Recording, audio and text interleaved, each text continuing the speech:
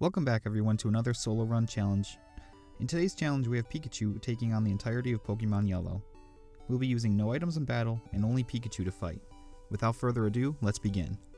We start out our journey with our new Pikachu and take on our rival in the lab. I spam Thundershock until the Eevee can take no more and we end up with a W. The next time we see our rival, he has a Spearow along with his Eevee. We're a few levels higher and super effective on Spearow, so Thundershocks are still the way for us, and we get another win. We now get to a difficult battle with Brock. I had to overlevel because nothing I have is really effective here. I tried this a few times. It seems my only chance is setting up the 6 double teams against Geodude and then quick attacking until the end of time. It takes forever and I have to skip turns during Onyx's bides, but eventually I get lucky enough with the misses double team creates, and I win the battle without having to be at such a high level the rest of the game is too easy.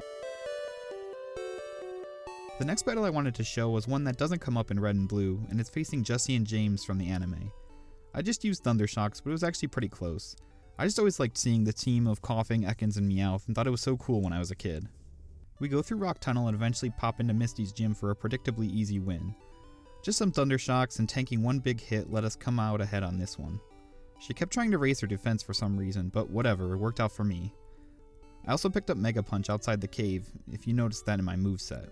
Right after that we have another rival battle before Nugget Bridge, and he begins with Spearow. That's an easy Thundershock. Then it's Sandshrew, which took me 2 Mega Punches, so I'm glad I added that move.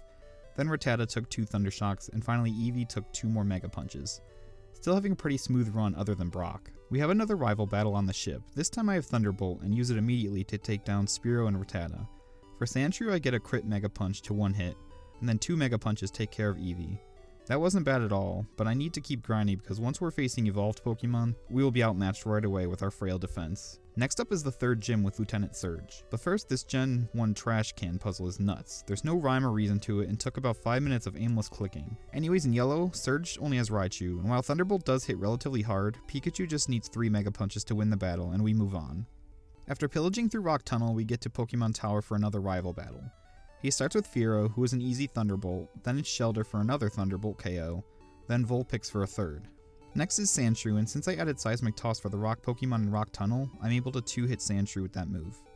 I'm going to have to figure out something for Sandslash later on, though. Finally we have Eevee, and 1 Thunderbolt is able to win this for me.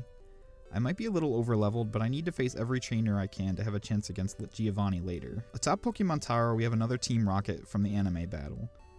Just took a few Thunders to blast them off again, but I just think it's a cool addition to the game. I then ventured through Silph and ran into the rival once again. This time I wasn't really prepared and his Sandslash took me out with a slash. The second time I tried this fight at full health, I was able to take down the Sandslash with a couple of Seismic Tosses and a final Body Slam, and luckily only lost a little health and it missed a Sand attack. Next up was Ninetales. It just took 2 Thunderbolts and tried to roar me. Next was Cloyster, who was an easy one-shot with Thunderbolt, and finally Jolteon, who gave me a little bit of a fight, hitting me with some double kicks after I missed a few times from its sand attacking affecting me. Eventually I finished it off with a final Thunderbolt to win this battle. That Jolteon will probably be an issue later on. I think there's a way I could have gotten a Vaporeon instead, but I guess that will just add to this challenge. Right after that we face Giovanni, who will definitely be a challenge for us at the 8th gym. But for this battle, he starts with Nidorino. I'm able to give it 2 Seismic Tosses because he uses a guard spec instead of attacking. Next is Persian, who I can Thunderbolt for the win. 3rd is Rhyhorn, who I can also use Seismic Toss on to take it out. And finally, Nidoqueen, I use Seismic Toss, then for some reason, misclick on Thunderbolt, it double kicks me for a little damage, but I am able to get 2 Body Slams on it because another guard spec to win the Silph Co Giovanni battle. We now need to make a run at the 3 gyms I haven't gone to yet. I start with Erica. I'm clearly overleveled here, but she begins with Tangela. I just use 2 Body Slams and take it down.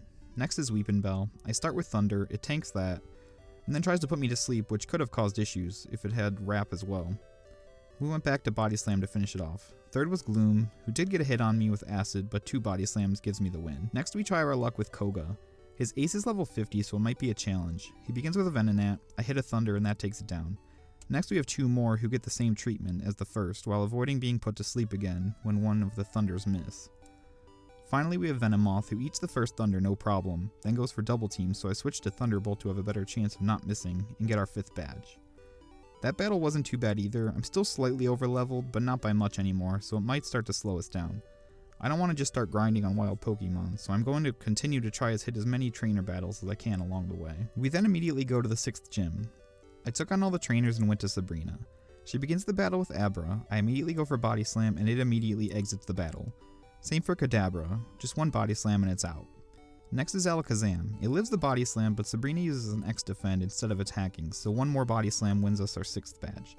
I was really surprised Pikachu outsped all 3 of her Pokemon, especially only being about 8 levels ahead of Alakazam. I went down to Blaine pretty confident, so I ran right in. I started with a Thunder, which Ninetales survived and confused me, then hit me with a Flamethrower for big damage after I hit myself for big damage, so it wasn't looking good. I took it out, then Rapidash got me stuck in a Fire Spin before I took it out. Finally, Arcanine took me down though, and I lose here. I go back in again to face this alien looking dude after leveling up to level 67. This time I easily take out Ninetales with 2 Thunderbolts, while just being hit by a weak Quick Attack. Then with Rapidash it just gets a stomp in between the 2 Thunderbolts. So when we finally get to Arcanine, it hits me with a Flamethrower, but it's too little too late, and our 2nd Thunderbolt secures us the 7th gym badge. I flew up to try my luck on the 8th gym, and yeah, that was an immediate failure, and after being hit by 2 Earthquakes, I guess I'll need to grind or find a better strategy. We come back a couple of levels higher, and now armed with the move Mimic to copy any move from the Pokemon we are facing, I begin by using the move on Dugtrio and stealing Earthquake, because it is effective against Giovanni's entire team. Dugtrio tries to fissure me. Fissure? I'm not sure how to say that, but I'm at a higher level, so that's not going to work. So I use its own Earthquake and one-shot it. Next up is Persian, and I switch to Thunderbolt to one-shot that. Then comes Nidoqueen, and my Earthquake hits it pretty good, but it survives and hits me with one that takes me all the way down to red. I then Earthquake to take it out. Next is Nidoking, and any hit ends this battle for me, but luckily Earthquake one-shots Nidoking. Finally we have Rhydon. I use Earthquake, but it only does a little over half. I'm lucky that Giovanni uses a guard spec instead of winning, and taking it out with another Earthquake to win the final badge. I may need to use this tactic in the future. This is a good way to get the moves I need for Pokemon I can barely hit. Also the AI being a little dumb in those first gen games helps out a lot. We then almost immediately run into our rival and have to battle him. I start by using Mimic. I was thinking Sandslash would have Earthquake here and I would use it for Jolteon, but it doesn't, so I just take Slash, which is a good move as well. It hits me with a Slash and a Swift for good damage, but I use 2 Seismic Tosses to finish Sandslash. Next is Execute, and 1 Thunderbolt was just enough to one-hit it. Then Ninetales, and 1 Thunderbolt lights it up as well. Cloyster taking a Thunderbolt was never going to be likely. And then we have Kadabra, so I use Slash, as I thought a physical move would be better, and it one-shots it, and finally we have Jolteon, who hits me with a Pin Missile in between slashes, but we're still able to win it. We finally reach the Elite Four, and we begin our final stretch here, with a battle with Lorelei. She begins with a Dugong, and I Thunderbolt it out of here. Next is Cloyster, and I just do it again. Then a Slowbro, Thunderbolt Beatdown, and then a Jinx takes 1 Thunderbolt, but I easily take the Double Slap and knock it out with a Seismic Toss, which I meant to switch to Submission, so I might switch that in the next battle, but I'm not sure. And finally Lapras, who cannot withstand a Pikachu Thunderbolt, so we have our first victory. Our second Elite Four battle is with Bruno. Now this is going to be a little difficult with most of his Pokemon resisting me, so what I do to begin is mimic Onix to see what I could get. Luckily it has Dig, so I take that, and after that misses a Slam, I'm able to take it out with its own move. Then we have Hitmonchan. I take it right down with Thunderbolt, and same for Hitmonlee. Next is another Onix, so another quick Dig, and finally Machamp with 1 Thunderbolt and a final Body Slam, we win the battle. Third is Agatha. She starts with Gengar, who confuses me between 2 Thunderbolts, taking it out. Then comes out Golbat. I hit myself, but take it down with a Thunderbolt. Next is Haunter, who only needs 1 Thunderbolt. Then I switch to Body Slam for Arbok before hitting 2 Thunderbolts to take out the final Gengar, which could have probably beat me, but the smart AI went for Dream Eater even though I wasn't asleep. I'll take the win though. Fourth is Lance, and with Pikachu in this gen, he's not too difficult. First is Gyarados, who is a one-shot with Thunderbolt. Second is Dragonair, who I'm able to take out with 2 Thunderbolts, but got hammered with a Hyper Beam, and will be low health for the rest of the battle. On the next Dragonair, I know it has Ice Beam, so I use Mimic to take on this Dragonair and the final Dragonite at the end.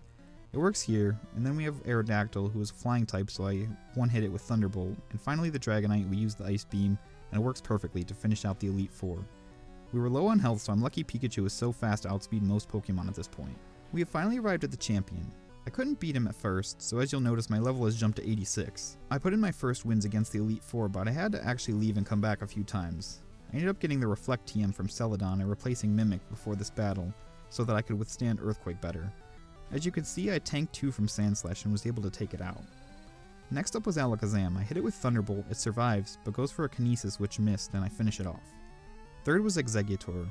I went for 2 seismic tosses, got hit by a stomp, then luckily it missed hypnosis, so I could finish it with a thunderbolt. 4th was cloister, so that was easy being electric, 1 thunderbolt won that. 5th was Ninetales. I used a weak quick attack, then I hit it with body slam, and got the paralysis, and was able to use a second to take it down. Finally we have Jolteon. I'm really regretting doing that one rival battle in the beginning now, since I could have had Vaporeon and had an easy win. But this is the more difficult run, I guess. I hit it with body slam. I'm extremely lucky that Pin Missile only hit twice, and it's so weak, so I could become champion with just Pikachu with final body slam. Thank you so much for watching this run. It was a little more difficult than I suspected, and also needed a little more strategy than I would have thought. I'm pretty sure in the later gens Pikachu can learn Surf or some sort of water move. If that was the case here, it would have been a lot easier. But I'm glad we got to do a run with Pikachu in the special Pikachu Yellow edition. Please subscribe and hit the like if you like this video, and leave any suggestions for more. See you in the next one.